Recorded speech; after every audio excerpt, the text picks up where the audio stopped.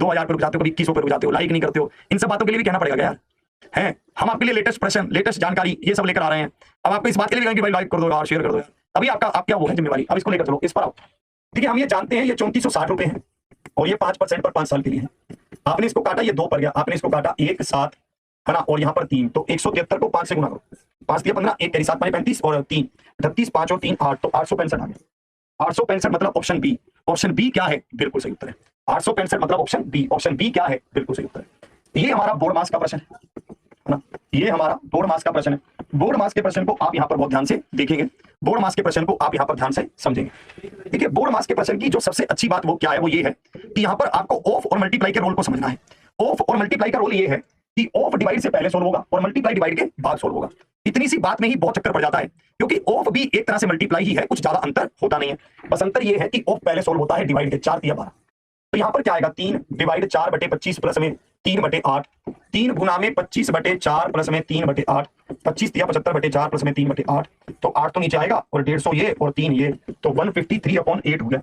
153/8 मतलब option B हो गया। ऑप्शन बी क्या है? बिल्कुल सही उत्तर है। ऑप्शन बी क्या है? परम सत्य आंसर है। इसको देखेंगे, दो संख्याएं 14 और 18 का एचसीएफ और एलसीएम का अनुपात क्या होगा। हमारे पास दो संख्याएं हैं, एक संख्या क्या है मतलब 14 है और दूसरी क्या है 18 है, और हमसे पूछा है कि इनके एचसीएफ और एलसीएम का है ना अनुपात क्या होगा। इस प्रश्न का उत्तर आपको बताना है, जल्दी से बताइए।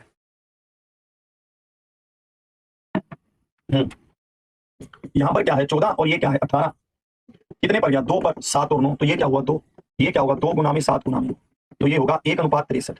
1:63 मतलब ऑप्शन डी। ऑप्शन डी क्या है? बिल्कुल सही उत्तर है। 1:63 मतलब ऑप्शन डी, तो ऑप्शन डी क्या है? बिल्कुल सही उत्तर है। इसको देखेंगे, 4 संख्याएं हैं, यदि इन चारों संख्याओं का योग 336 है तो हमसे कहा गया है पहली और चौथी संख्या का योग बताओ। हमसे कहा गया है पहली और चौथी संख्या का योग बताओ। अब दो तरीके फिर से वही आते हैं। सबसे पहला तरीका क्या है, मैं क्वेश्चन को पढ़ते ही जो करूंगा 5 और 3 को जोड़ूंगा। 5 और 3 का जोड़ क्या है 8 है, मैं देखूंगा कि 8 का मल्टीपल कौन सा है। भाई सबसे पहले करना भी ऐसे ही चाहिए कि 8 का मल्टीपल चेक करें। हमने जैसे इसको देखा 8 एकम 8, ये तो 8 का मल्टीपल है और ये तो साफ साफ 8 का मल्टीपल है, तो ये तरीका लगेगा नहीं। अब 8 के मल्टीपल 2 हो गए तो ये तरीका नहीं लगेगा। अब मुझे पता है कि 336 गुना में 8/16 ही होगा। 16 कहां से आ रहा है, इनका जोड़ आ रहा है 7 और 3 10 और 5 15 और 1 16। 16 से भाग किया 5 और 3 8, 8 का मान बताना था 2 से करेंगे, 2 एकम 2 1 6 8 आया, 1 6 8 मतलब ऑप्शन सी। ऑप्शन सी क्या है? बिल्कुल सही उत्तर 1 6 8 मतलब ऑप्शन सी। ऑप्शन सी क्या है? बिल्कुल सही उत्तर है। चलो और आगे बढ़ते हैं। इन्होंने कहा एक ट्रेन 20 मीटर प्रति सेकंड की गति से आगे बढ़ रही है, यदि ट्रेन की लंबाई 540 है तो एक पोल को पार करने में कितना समय लगेगा, ये आपसे पूछा गया। ठीक है, एक बात मैं आपको ये बताना चाहता हूं, आप देख रहे हैं प्रश्नों का लेवल दिन ब दिन कितना बढ़ रहा है, समझ पा रहे हैं आप इस गेम को। आप ये सोच रहे होंगे कि पहले कंपटीशन कम था, पहले कंपटीशन तो थोड़ा कम, कंपटीशन कम नहीं कह सकते, पहले ये कह सकते हैं कि पेपर आसान था पर उसमें फिर मेरिट लिस्ट भी ज्यादा जाती थी। दूसरा पॉइंट ये है पहले पढ़ने वाले बच्चे कम थे, आप जैसे लोग पहले इसको हल्के में लेते थे, अब बच्चे तैयारी बहुत करने लगे हैं। पर मैं आपको यही कहना चाहता हूं अब भी बहुत अच्छा मौका है, ये साल और अगला साल ये लगा लो जो वैसे रहेंगी कि ले लो ले लो ले लो, और अगर हम उसके बाद के समय को देखेंगे तो समय डाउन जाएगा। अभी तो पुरानी पेंशन योजना को भी लागू करने का विचार चल रहा है कि पुरानी पेंशन स्कीम को लागू कर दिया जाए। यहां पर क्या हो रहा है, एक 540 मीटर लंबी ट्रेन है और 20 मीटर प्रति सेकंड की चाल से चल रही है। हमें बताना है कि वो एक पोल को कब क्रॉस करेगी। देखते ही सोल्व हो रहा है, आंखों ही आंखों में देखते ही पता चल रहा है जब कभी भी एक ट्रेन एक पोल को पार करती है तो अपनी लंबाई को पार करती है। इसकी लंबाई कितनी है 540 है और जो स्पीड क्या है 20 है। आपने इसको काटा तो समय क्या आ गया 27 सेकंड।